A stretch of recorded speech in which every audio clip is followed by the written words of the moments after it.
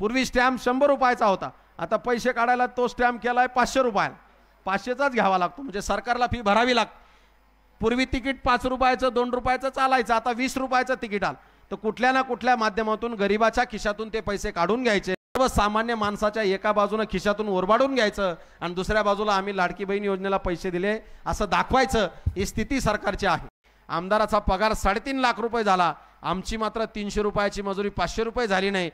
कि गुमनाम नहीं मुसाफिर, आज़ादी का पैगाम तुझे हम जल्दी सुनाने वाले हैं, सब्र करो देशवासियों, अच्छे दिन आने वाले हैं। त्या अच्छे दिन आने वाले त्या क्रांतिकारकाच्या ओळींची इकडे काय चिरफाड चालू आहे आणि सर्वसामान्य माणसाला कसं ते गाजर हलवा तुम्ही उदाहरण पाहिलं असेल ना, म्हणून लाडकी बहीण आठवली सरकारला, पण लाडक्या भाच्याचं काय हा सगळ्यात मोठा प्रश्न आज उभा झालेला आहे आणि म्हणून सरकारनं त्याच्यावर सुद्धा लवकरात लवकर काम केलं पाहिजे आणि त्याच्यासाठी राजकारण बाजूला सगळं काही शक्य आहे। त्या गणपतराव देशमुखांचं निधन झालं, त्या गणपतराव देशमुखांनी 11 वेळेला आमदारकी भूषवली। त्या गणपतराव देशमुखांचं जर तुम्ही चरित्र पाहिलं तर तो एक सर्वसामान्य कुटुंबातला नेता, गोपीनाथराव मुंडेंसारखा नेता सर्वसामान्य माणसाच्या झोपडीत बसून भाजी भाकर खात खात माझ्या झोपडीतला माणूस दिल्लीपर्यंत कसा जाईल हा विचार करणारा माणूस होता। मला वाटतं अशा माणसांची गरज राजकारणात आहे, ज्यांनी राजकारण बाजूला ठेवलं आणि समाजकारण म्हणून काम केलं।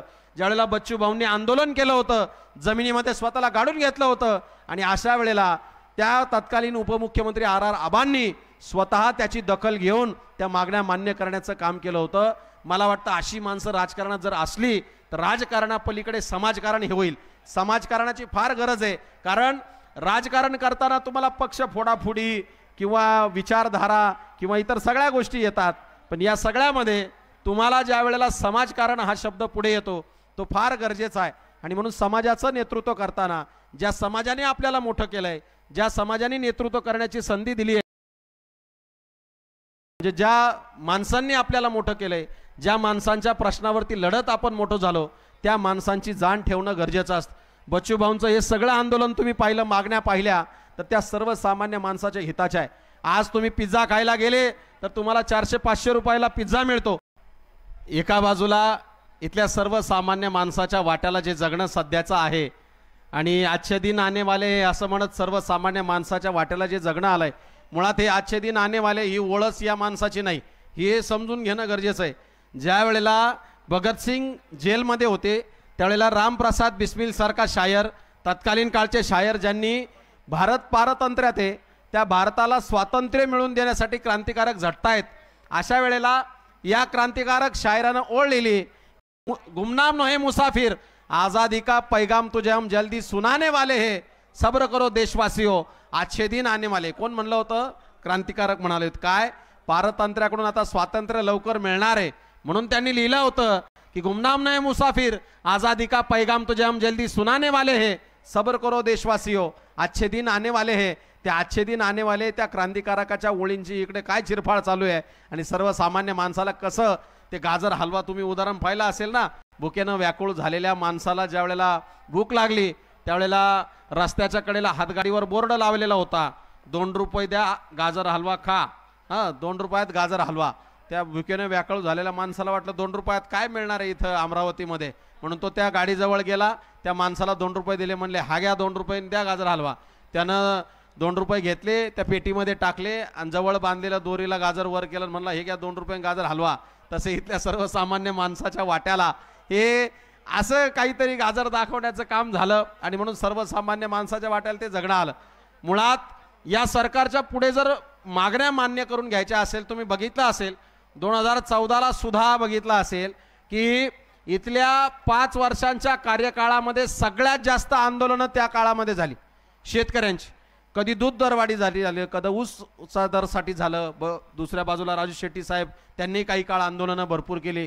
दूध दरवाढीसाठी सुद्धा खूप आंदोलनं आमच्या भागात, पश्चिम महाराष्ट्र, उत्तर महाराष्ट्रात सुरू आहे। त्या दूध दरवाढीसाठी सुद्धा आंदोलनं झाली।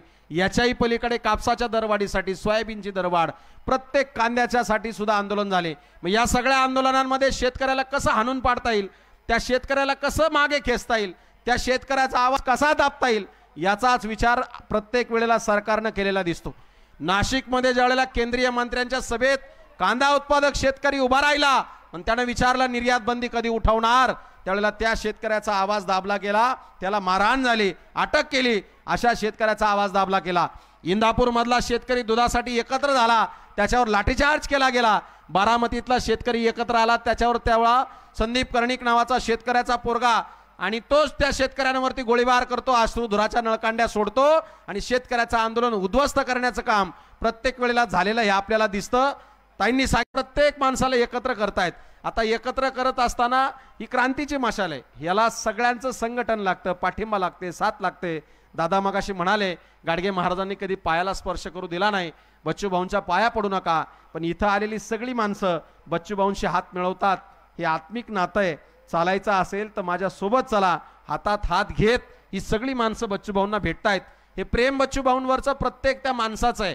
मी मगाशी बघितलं त्या एक दादा आले होते, त्यांचे दोन्ही पाय दिव्यांग ते होते, पण मात्र जिद्द बच्चू भाऊंना भेटण्याची आणि आत्मीयता तेवढी मोठी आहे. एवढं प्रेम या माणसानं समाजकारणात कमवले. नाहीतर काय इथं अलीकडच्या काळामध्ये 2 हात 2 पाय असणारी माणसं घरामध्ये पांघरून घेऊन झोपून असतात, आंदोलनाशी काही देणं घेणं नसतं.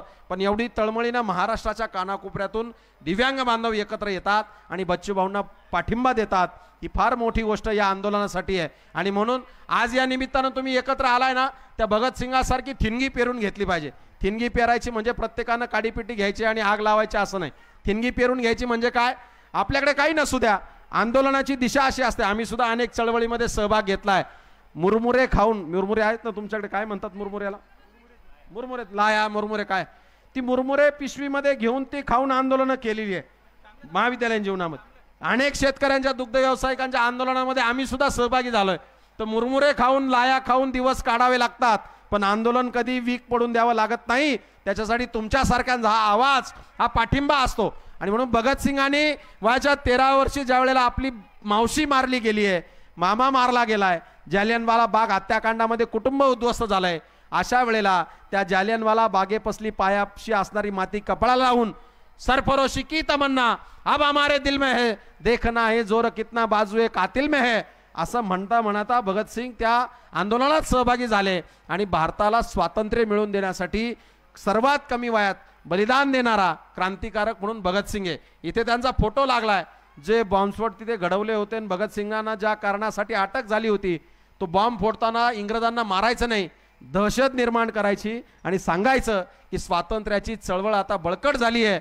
हे अन्नताग हे आंदोलन जे आज शांततेत सुरू आहे, हे सरकारला इशारा आहे की लवकरात लवकर आमच्या मागण्या मान्य करा. जर आम्ही 14 तारखेनंतर आंदोलनाची दिशा बदलवली तर तुमचं काही खरं नाही, हे सरकारने समजून घेतलं पाहिजे आणि लवकरात लवकर मागण्या मान्य केल्या पाहिजे. ही स्थिती आहे. आणि म्हणून किती दिवस तुम्ही लपंडाव डाव खेळणार, किती दिवस इथल्या सर्वसामान्य माणसाची जे प्रश्नांना वाचा फुटलेली आहे ती प्रश्न किती दिवस दाबून ठेवणार. मागाशी मी सांगत होतो, तुम्ही जर पिझ्झा घ्यायला गेले तर पिझ्झा तुम्हाला 300 रुपयाच्या पुढेच मिळेल, पण त्या पिझ्झ्यामध्ये गोरगरिबाचं काहीच होणार नाही. पण इथल्या सर्वसामान्य माणसाला फक्त त्या रोजगार हमीवर 300 रुपये रोज. तुम्ही विचार करा, त्या मंत्र्यांना जर म्हटलं तुम्ही हे 300 रुपये घ्या आणि एक दिवस जगून दाखवा, तर ते काही शक्य होणार नाही. आणि बच्चू भाऊंनी त्या मागच्या मुलाखतीमध्ये सांगितलं होतं की आमदारांचा पगार 900 पटीनं वाढला, सर्वसामान्य त्या मजुराची मात्र रक्कम वाढली. आमदाराचा पगार 3.5 लाख रुपये झाला, आमची मात्र 300 रुपयाची मजुरी 500 रुपये झाली नाही. तुम्ही जर तो रेशो पाहिला गरिबीचा, त्या रेशोमध्ये रोजगाराच्या या रकमेची वाढ झाली पाहिजे, हे अत्यंत गरजेचं आहे. वाढती महागाई आपल्या समोर आहे, पेट्रोलचे भाव वाढलेत, सगळे भाव वाढलेत, तुरीचे डाळीचे सगळे, खायचं कसं हा मोठा प्रश्न अनेक कुटुंबांपुढे. आणि म्हणून सरकारने याकडे लक्ष दिलं पाहिजे आणि रोजगार हमीवरती काम करणाऱ्या त्या मजुरांच्या रकमेमध्ये वाढ करणं तितकंच गरजेचं आहे. दुसरी एक महत्त्वाची गोष्ट आहे ती म्हणजे एका बाजूला लाडक्या बहीण योजनेला इतका पैसा खर्च केला, मग एका बाजूला सरकारनं तिजोरीतला पैसा स्वतःच्या स्वार्थासाठी खर्च केला, दुसऱ्या बाजूला कुठून तरी ओढलं पाहिजे ना, मग तुमच्याकडून दुसऱ्या मार्गाने पैसे काढले. साधी गोष्ट सांगतो, तुमच्या सगळ्यांचे मुलं कॉलेजला असतील, शाळेमध्ये असतील, शाळेमध्ये जाताना दाखला लागतो. पूर्वी दाखला काढण्याची फी होती 33 रुपये. मी ज्या वेळेला कॉलेजला होतो तेव्हा 33 रुपये द्यावे लागायचे आणि मग उत्पन्नाचा दाखला, जातीचा दाखला, नॉन क्रिमिनल दाखला असं मिळायचं. आता त्याच दाखल्याची फी जवळजवळ 133 रुपये झाली, 100 रुपये वाढ. पूर्वी स्टॅम्प 100 रुपयाचा होता, आता पैसे काढायला तो स्टॅम्प केलाय 500 रुपयाला, 500चाच घ्यावा लागतो, म्हणजे सरकारला फी भरावी लागते. पूर्वी तिकीट 5 रुपयाचं 2 रुपयाचं चालायचं, आता 20 रुपयाचं तिकीट आलं. तर कुठल्या ना कुठल्या माध्यमातून गरिबाच्या खिशातून ते पैसे काढून घ्यायचे, महागाई वाढवायची, पेट्रोलचे दर वाढवायचे आणि त्या माध्यमातून खऱ्या अर्थाने सर्वसामान्य माणसाच्या एका बाजूने खिशातून ओरबाडून घ्यायचं आणि दुसऱ्या बाजूला आम्ही लाडकी बहीण योजनेला पैसे दिले असं दाखवायचं. ही स्थिती सरकारची आहे.